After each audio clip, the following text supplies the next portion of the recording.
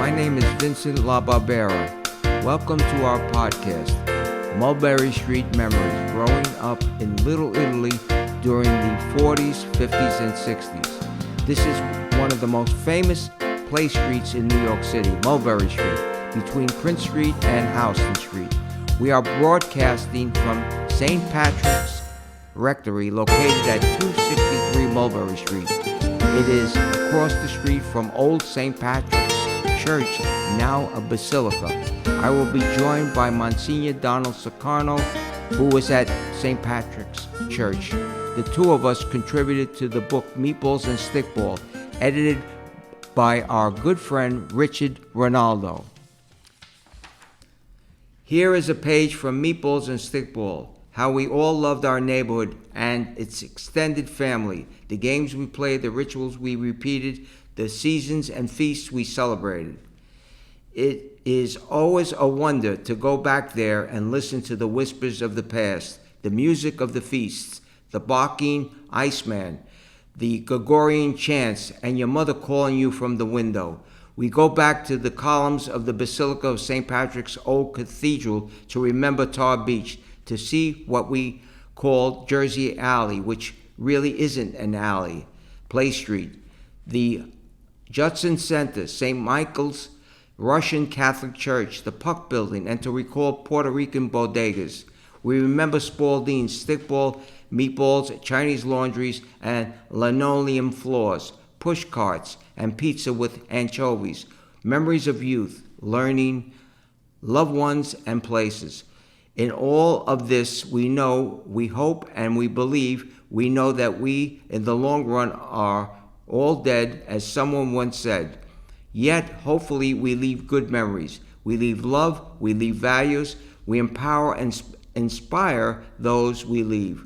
We enrich the future. We believe that what we choose to remember often defines who we are. We believe that if you cannot preserve your past, you cannot prepare well for your future or fully enjoy your present.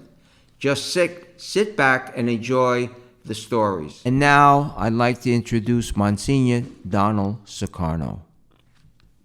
I came here as pastor almost 20 years ago, and I felt just privileged to be in this wonderful parish, wonderful community, and to recall the stories that I've been hearing of people who lived here in the 1950s and 60s, and I'm walking around a neighborhood where the buildings are virtually the same, in now 2007 when I came here, virtually the same as they were, back in the 1950s and 60s, and then the stories just make the buildings and the community alive, with people and their laughter, their trials and tribulations, and even their mishaps and tragedies.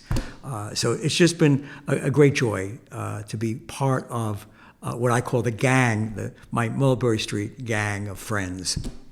And so you're going to be treated to a lot of wonderful stories that are going to enliven your lives and have you create in your own hearts and minds the things that meant so dear to you. I grew up in a different environment, Carmel, New York, a rural community.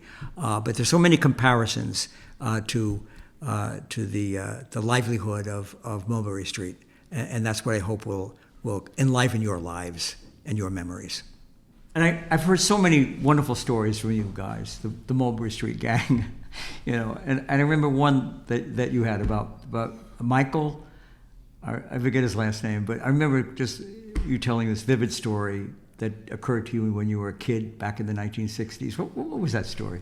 Well, Monsignor, what happened was in 1962 or 1963, there was a few guys hanging out on the corner near Papa Joe's sandwich,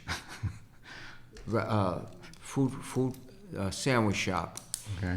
And we were all having fun, but then we got word there was an incident that Nat the cop had with Crazy Butch from Hester Street. That's Nat the cop? Nat the cop. Okay. And his family had on Kemet Street, they had a delicate, more or less, a candy store.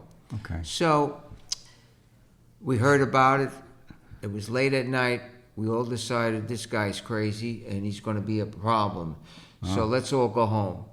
We all assumed everybody was going home, but Michael didn't go home. And he stayed, and he went with Nat the cop, Not the cop. which actually was Frankie Nat the cop, I believe. So, and he hung around, driving around with him late at night. Crazy Butch spotted them, and he was out to get them, or him, and he took his gun and started firing away shots. And Nat the cop ducked, but Michael didn't, and he got hit in the eye. In the eye. Yes, and the problem here was we found out about it the next day, the next morning, and everybody from the neighborhood knew Michael was shot and the situation, and it was a horrible situation. Yeah. I went to see him at the hospital, and Now, how old were you? Or- I would say about 21 years old. Okay. And Michael was probably 19, and Michael there. It was sad to see, and of course we went to try to find out, because we found out, somebody's father was a cop. He was a detective that we hung out with, and we told him the story and told him the idea he might be hiding out upstate, and that's all we heard, because he took off after this. Yeah. Because he knew there was trouble. And Michael stayed. He actually spent 2 weeks in the hospital. He came out with his glass eye, and I went to see him, and I offered him. I went to the jewelry store, Russo's Jewelry, and I got him a cat's eye ring, a gold cat's You eye bought him ring. a cat's eye ring? Yeah, cat's eye ring, just to cheer him up. And he was very happy about that, and I hope he still has the cat's eye ring after all these years. Right. So, he's only got one eye, but he's got a cat's eye yeah, but ring. he was a happy-go-lucky guy, always laughing, having fun, as good as gold. He taught me how to make a Windsor knot on my tie when I was about 19, 20 years old. Yeah. And his memory always, Yeah. it was a sad situation in the neighborhood because we all knew about it and nothing could be done. We heard years later that Crazy Butch was gone.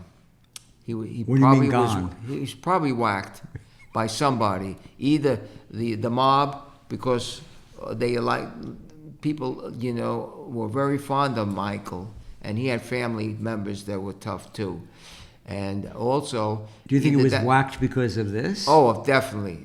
He was definitely on the lam, and he went back. Okay, and also maybe this detective, who the father of a friend of ours that we hung out with, they were looking to get him, so it had to be either or. So, did they bring him back to the neighborhood after he's whacked? I mean, was No, I was gone. He's gone. He's just no, gone. No, upstate they buried him I see. somewhere. Cement, it was right. something out of a movie. No, unfortunately, Okay. no. He didn't come back. He would never come back. I see. And he didn't come back. Nobody ever heard of him since. Okay.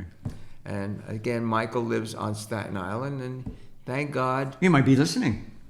I hope so, Michael. Yeah, wherever you you know, are. we Do you still love- have your cat's eye, Michael? We want to know. Yeah, we want to know about your cat's eye. Senior wants to know cat's eye about your ring. cat's eye ring. So, but anyway, you take care. And what else can I say? That was the end of my story. I love it. Great. So, One of many. you know what I say for everyone? Hopefully, we'll see each other soon for the next podcast. Take care, and God bless. All right, so much I know about Mulberry Street was its vitality, and that so many things were happening, on the street, including music, So, I've heard from you guys that there was great talent. They may not have made it, in Hollywood or Broadway, but there was a really, good musicians that were playing in their apartments, but right on the street. Right. I remember a story that you told about a drummer, I think it was. What was that? That's Robert Curatola loved this guy, and Robert passed away, and he was he was a friend. He was a good friend and he's a good friend of Marty's, and they did a lot Marty of work Scorsese. together. Yes, Scorsese, and he loved Lenny, and he used to go. He was so involved with him, he absolutely, we used to talk about Lenny all the time, the two of us, about Lenny and what he did. And he used to go to 29th Street with the dances. And Lenny had his own band, and he was brilliant. And we never could understand why he didn't go professional. Why Because didn't he was he? that good. We'll never know.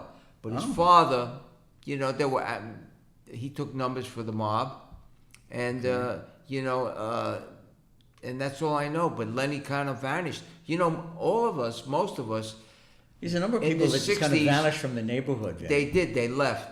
They thought the best place to be was Brooklyn, Staten Island, or Queens, and they thought they were moving up in this world, which turned out to be the wrong thing to do. Because if we actually stayed there, property is worth a fortune. I mean, think about that. Right, that's but we true. thought we were living. The parents thought we were going to Well, live you were a better living life in the walk-up ghetto. apartments that were. Walk up, and now they changed the walk up $6,000 a month for my 3-bedroom apartment. And they added an elevator, $6,000 a month Right. on 7 Prince Right. Street.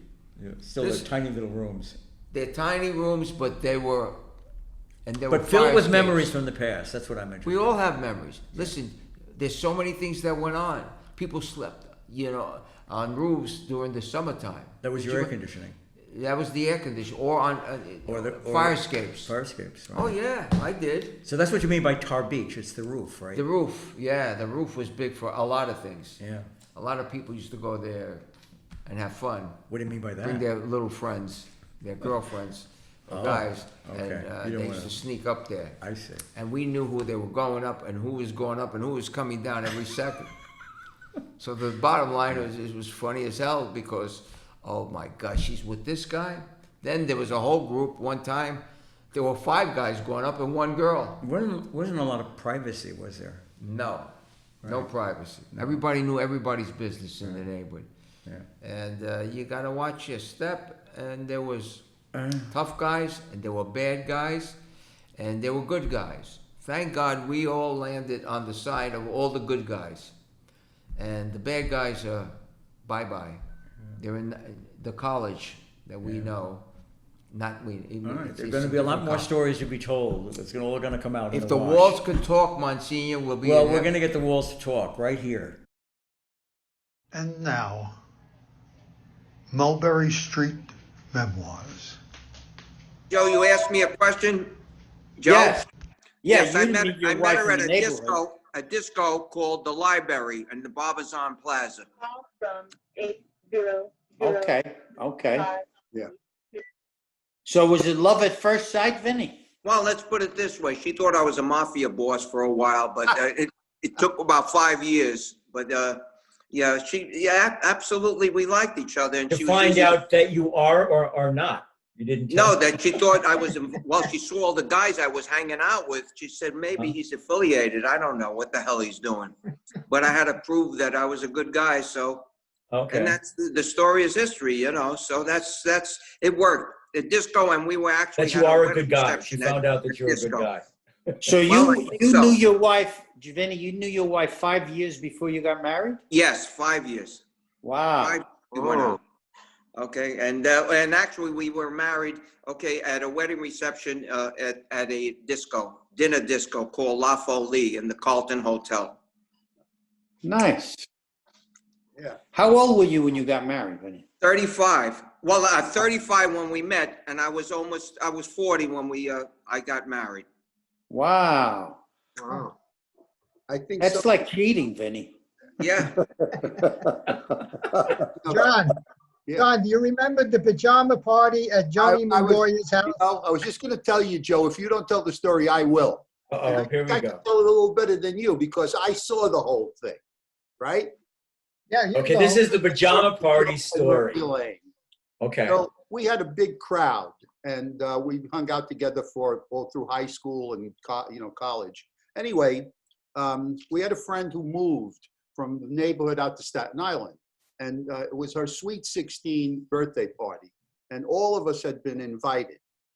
So we went to the party, and after a while, we were all sitting down in front of the television in the living room there. And I was sitting in back of Joe, No. and Marie Lane. Now, I don't ever remember them even talking to each other. God's truth. So I'm sitting there, and all of a sudden, they're watching television. They're not even looking at each other. It's like their hands are moving toward each other. And all of a sudden, they're holding hands. And now, how many years later, Joe? A long time. 50 some odd years. It's Wow. 56 since the ceremony and Wow. add another maybe 6 or 7 Right, beyond that. right. That's, I don't know. Did you ever have a conversation, like a big conversation with Marie Lane before that? I don't recall, no. Oh, No. I don't. So they The don't only thing I really re- get to work yeah. to each other, but all of a sudden they were holding hands. That was, really, Wow. But That's I the was beauty. at, and you were probably there also, John, at her Sweet 16 party at Was. Ruby Foo. yes, I was, absolutely. Chinese restaurant, Ruby Foo. Yeah, We were all at a Sweet 16 party. right. That was a big thing for the great girl. story. Yeah. No, it was. Joe, And John, who was at the famous pajama party besides Antoinette Licata and you? oh, well, that's how I was dating one of the girls from the neighborhood.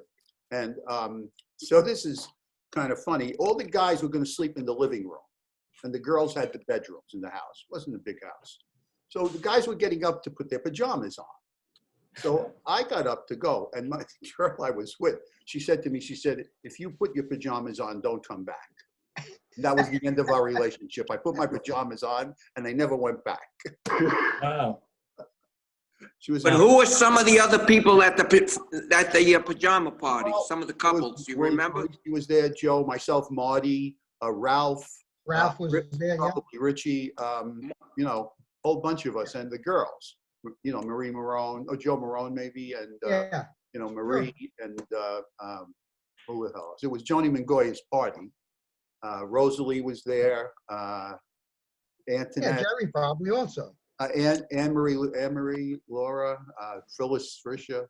Wow, Yeah, big whole- crowd. He was going out with Geraldine then. And were there adults there? Were Yes, whose no, apartment? mother and father. So it was it somebody's apartment? Was it an apartment that you were in, or no, a house? it was a house. A house. No, this Oh, was all house. very innocent stuff. I'm sure. Was. Those days. Really Yeah. was those days. Yeah. In those days, absolutely.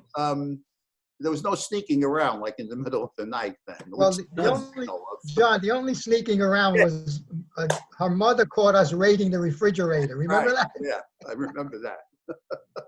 But that was a sweet story, I think, with Joe and Marie Lane. That was a great story. Were you the only one denied of your pajamas? Yeah, well, wasn't denied. Everybody I else wanted- had the pajamas I on, the wanted men? to put them on. And this is a funny story. Years later, she lived not too far away from where I did. She got married and had 5 kids. And I had met some guy who had this, was the head of some Italian organization. And they were having a dinner. So he was going to invite me. So he calls me up one day. He said, I know all about you. I said, what do you mean? He said, yeah, he started telling me about where I came from, all of this. I said, well, how do you know all of that? He said, you know Tony LeBruno? I said, well, Antoinette, her name was Antoinette Licata when I was a kid, we were dating. I said, well, yeah, sure. So we wound up sitting with her and her husband at the, at the dinner, and her daughter was there, her youngest daughter, who was about 17 or 18 then. And she said, I have to ask you something to me. She said, because I know that you dated my mother. I said, yeah, Uh-oh. a couple of months we were Uh-oh. dating. You're the She said, was my mother always, so conservative and so strict as she is? I said, I wish I could tell you something that was like you'd have something over her. I said, but no. I said, No. she was exactly the way she probably is today. And I told her the story. She's about the pajamas. She said, really? She said, my mother was that bad? She said, I don't feel so bad now. She said, maybe she's not as bad as she was then. Probably not. Yeah, a lot of funny stories. John, you invited her to a couple of your dinners, didn't you? Sure, of course. Yeah, oh yeah, her and, well, we became friends. We stayed friends, after that. And she married a guy, they're both teachers. And he was a principal of a school and she was a teacher. But nice people, really nice people. Anyway, but that was our story. Another story, Jerry, who I lived in 285 Mott Street, Jerry lived in 285 Mott Street, and his wife, Rosalie, lived in 285 Mott Street. And they lived on the line of apartments, the same type of apartments. And I think Rosalie lived 2 floors. No, excuse me, John. Was that north or south of Houston Street? But south of South. it's Just south. where the Cafetal is. That Okay. Okay. So Rosalie was what, 2 floors below you, Jerry? Yes. Yeah, 2 floors below him. When did you first date or even talk? Well, after Geraldine beat the shit out of him, then he decided to have a girlfriend. Joe, you going to tell that story, please? Oh, Me? He was a tough son of a gun, Geraldine. I John, tell the, I started dating Rosalie. Richie Ronaldo yeah, had taken her out a couple of times. And one day I happened to be talking with her, and I had a very nice attraction inside of my being. And I wanted to ask her out. So I went to Richie. I said, Richie, are you serious with Rosalie? And he says, no, not really. I said, well, I want to ask her out on a date. So he says, yeah, I have no problem. You know, I said, all right, good.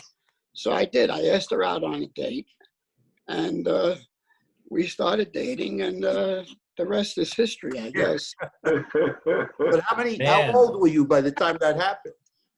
41. 41. very good, Jerry. I don't know. It had to be what, John? 18, 17? No, you were older than that. You were in your early 20s, like 20, maybe 20. Well, that's How, close. how, That's how old were you when you had that attraction, though? When you met her? How old were you then? 13. Is that right? I think it was 13 and a half. Wow. 13 and a half. Jerry, she put up with you for all these years. God bless her. Yeah.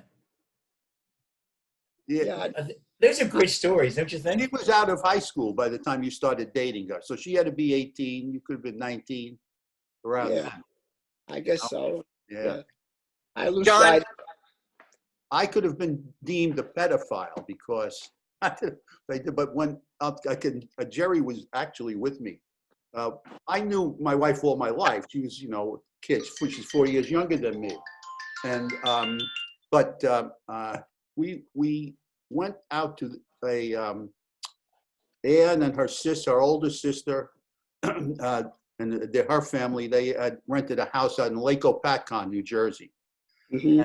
Jerry's sister and Anne's one of her older sisters were best friends. And his sister was out there for a week or so. So we went out there to pick them up one Sunday. And we spent the Sunday there. And so I can remember this very well. All of a sudden, Anne was at friends and swimming. She was 13 then. But things had changed, So I said to Jerry, I said, oh my God. I said, Jerry, is that Anne? I said, look at that. She developed all of, and all of a sudden, that's the truth. And that was it. That was it. Yep. John and Jerry, you want to talk about some memories of Webster Hall to Monsignor? Oh God.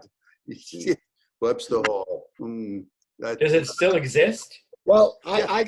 I got a story. There was a dance at Webster Hall, and Kathy Fagelli, remember Kathy Of Fagelli? course, Red Fagelli's sister.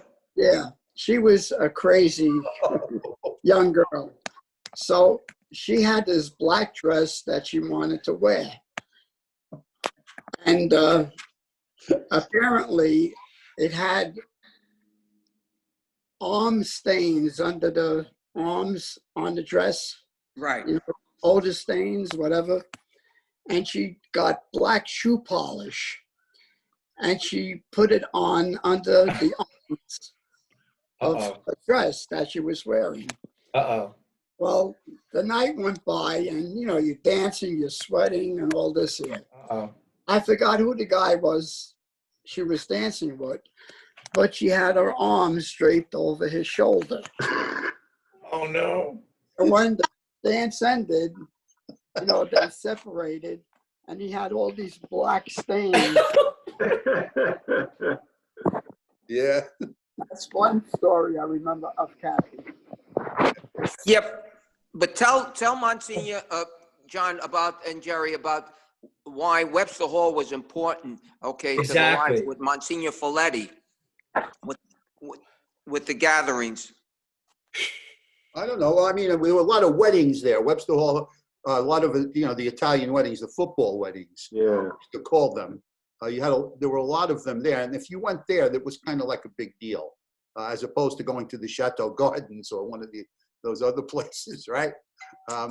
And then, of course, the church always had a dance, like an Right. annual dance, and they would hold it Yeah. at Webster Hall. Oh, I see. Yeah, and So it wasn't a regular every Saturday night sort of thing? No, I don't It know. was just I see. Okay.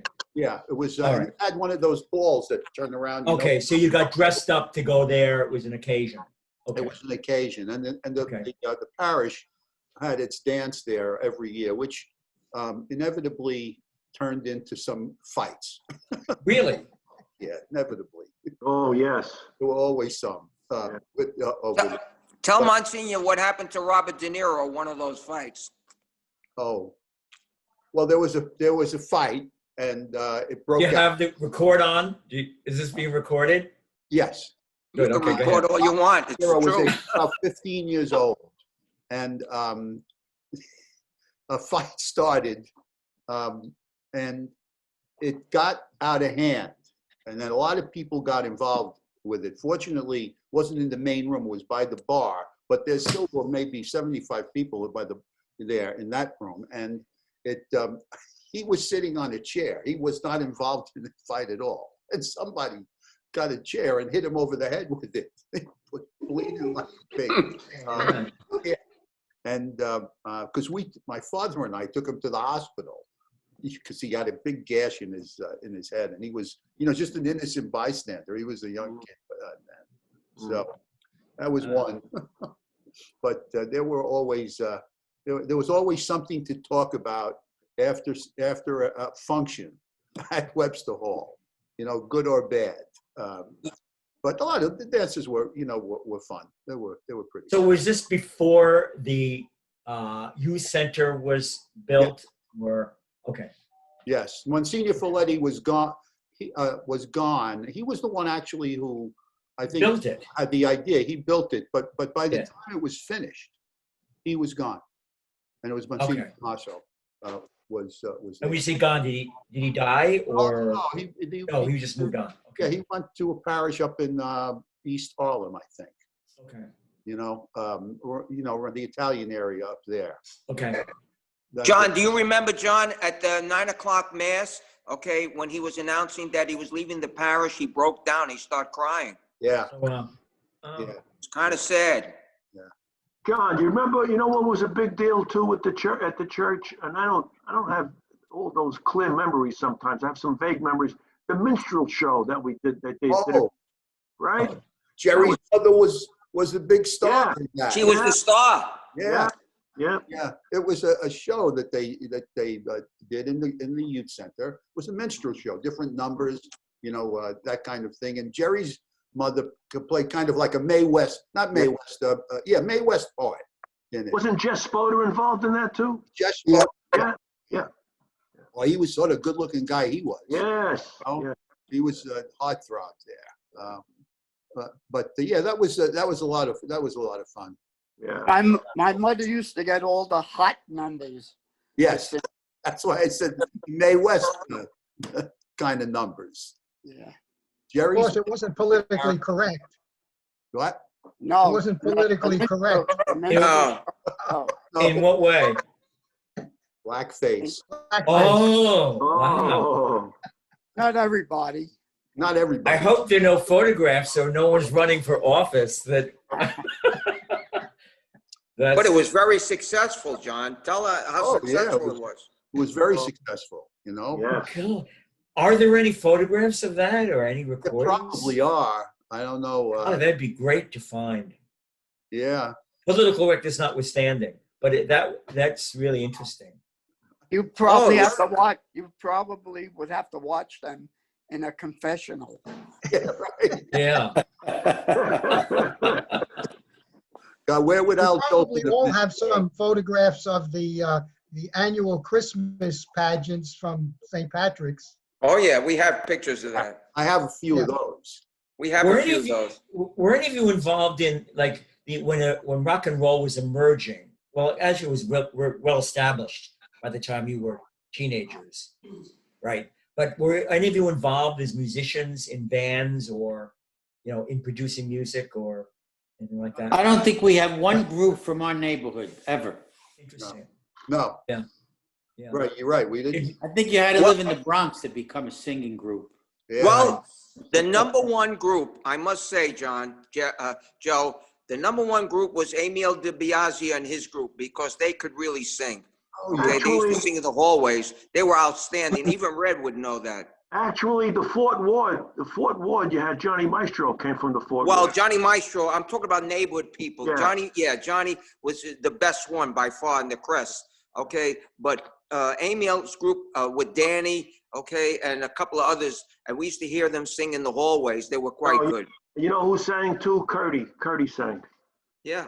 Did he? Yuracola. Robert Yuracola sang. Yeah. I'll have to remind him of that. I Yes. usually talk to him once a week. Yeah, he sang. Yeah, a lot of us sang, but unfortunately, nothing really developed. But it was a great thing. We all enjoyed ourselves. We had a lot of singers, okay, amongst us. I was Jerry, who was the guy who used to sing at all the weddings when we were kids from the neighborhood? Sonny Page. Oh, sure. Sonny Page. Yeah. Sonny Page. He was like the neighborhood crooner, Right. at the weddings. Where did you dance? Was there a weekly, weekend place where you would gather for rock and roll and dance, that kind of thing? Was the youth center? Did you go to? Sometimes, Was there a jukebox nearby? What? Youth Center would hold some dances and stuff, but there wasn't any one place that I could really remember, right? Well, Were you- I remember St. Anthony's had dances all the time. Yeah. St. Anthony, Padua, had a very good downstairs. They had dances, and we used to mingle with them. Yeah. I mean, it was all about enjoying ourselves, It's a different Right. world now, Monsignor. Yeah, but otherwise you had parties. Like when I grew up, in a small town, Carmel, New York. But the churches, particularly the Methodist Church, would have, a weekly event. It was called a canteen. So that throughout my whole high school, Friday nights was, you go out to the canteen and you danced and socialized and that kind of thing. We had a lot Didn't of have. we had a If lot there of was something fun like that. get-togethers with the guys and the girls, especially once we were in high school. Right. We would go up to some, usually like James E. Bynum's apartment. Joe, you Okay. remember going up to James E. Bynum's apartment? We had a Yeah. number of parties there. Yeah. Um, Yeah. but there was no real one set place. You know what it was? The corners. We hung out on the corners. Right. Right on the street corners. Oh, Wasn't yeah. there a jukebox in the was it a candy store on the corner Black. of Prince and Mott? A boot black. Oh no, the candy store. Yeah, there was. Oh, we had a lot of places like Oh, that. Chingy's place. There was a jukebox in there. Someone told me stories about that. On March, place. And we also had social clubs. Yes. After on hours. Mar- John, on March Street, we had Willie Corso's place. Yeah. Where was it? Across the street from the hairdresser there. What was his name? Pony? On your block, Jerry and John. Really? Willie Corso had a club there. Oh, I don't remember that. Yeah, Where, Hey, where did Willie you go- Barlow's? we used to hang out in there. I'm Where- going you know, back Richie 60s. had circulated a map. Did you all see the map that Richie circulated of New York City where you could zoom in and see photographs of streets and buildings as they were in the 1940s. And then you could Yes, switch we and saw it. see the Yes. same in Every the area. 1980s. Every Yeah. street. Oh, yeah. Yeah, don't miss that, because that's really, I've told that to a lot of people. They really enjoyed that. I have a suggestion that I watched this week, a documentary. It's on Netflix of Frank Sinatra. It's a documentary. It's up to 4 hours. It's two episodes, 2 hours each. And the thing about it is that of course it's about his life, but it resonated so much, with how we grew up. Right, the culture. Things that were important to us, and the Italian immigrant experience. It's really excellent, very, very well done, and a lot of things that come out in it very interesting. The racism of the Kennedys, for instance, things like that. But it's a very, very well done program, and. It's, as I say, it's long. It's 2 hours each episode, but well worth watching. Really well worth watching. As I say, even if you don't like Sinatra, it's just the whole idea of how our backgrounds, and as they say, growing up in this certain era that we did. So if you get, Interesting. yeah, What was, What was your- John, what was the name again of that documentary? all or nothing at all. Or nothing at all. Right. Oh, yeah, sure. Well, Yeah. it's amazing how many years later, Monsignor, John Kennedy, Marilyn Monroe, Frank Sinatra, Joe DiMaggio, and that whole circle just doesn't go away. It's been on and on and on. People are so mesmerized by what happened with that relationship Right. and that whole doing. It's amazing, but people still talk about it so many years later. Yes. Yeah. It's a Mythic. fascinating world. Mythic. Yeah, right. Exactly. Exactly, and it's really, as I say, it's really interesting. As a matter of fact, there's a book by Pete Hamill They know. called "Why Sinatra Matters," and it's interesting. So it's not so much about him, again about the experience of growing up in an environment like we did, and all the things that affected it. It's a short book, but it's really very good. But the program, the documentary, is excellent. It's very well done. John, who wrote the book? Pete Hamill. Pete Hamill. Another Oh, Regis really? drop- John, Yeah, a Regis dropout. Pete Hamill. Pete Hamill dropped Yeah. out of Regis. Yeah, Dave Joe, yeah. Absolutely. yeah. he's book the one is- that really brought out stickball in New York. He had many articles about stickball in the neighborhood and all the games of stickball, which was the national pastime for us. That was the sport.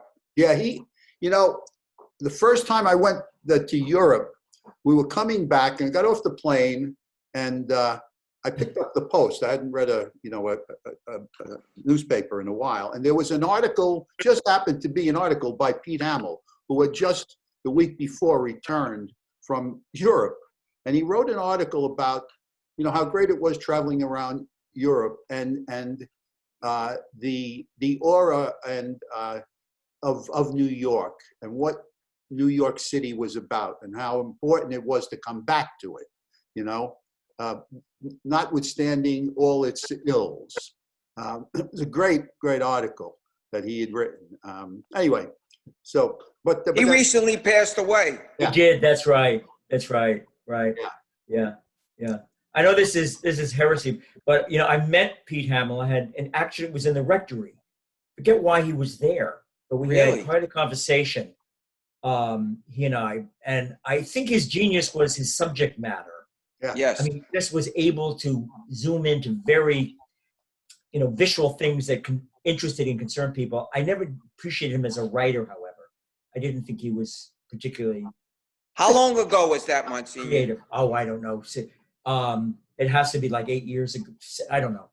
I was there. Okay. I was there 12 years. So Yeah. somewhere in there in the middle, Mm. somewhere along the line. Yeah, I remember him sitting in the table on the first floor and just having a discussion with him about things. Forget what it was, why he was there. But you're right about that. I mean, I don't think you'd put him with Hemingway or anybody like that, but No, I think that when he wrote about the things that he really knew very well, Yeah. they were compelling. Yeah. No, his subject matter. John, when he wrote about politics, you wanted to kill him. Oh, Yeah. Yeah, right, Joe. Yeah, exactly. You know That's what a that was? segue. Those Jesuits contaminated him. That's right. That's a segue that I don't get. I sent you guys, by the way, An an article editorial by David by Brooks. Brooks. Yeah, David take a look Brooks. at that. Yeah, yeah. We'll get into that, but You like those people that find themselves, huh, Monsignor? yes. There you go, He Joey. was That's wandering good. around for years. Exactly. They're oblivious and all of a sudden they surface. You're right. Monsignor Yes. loves all that. Once you tire of the world's tricks, the world has a lot of tricks that distract us from the real thing. Right. Well, so that sounds like the beginning of a sermon. I'm kidding. This is John Bologna, one of the Mulberry Street Boys, hoping to be with you on our next podcast, June 18th, same time, same place. God bless you.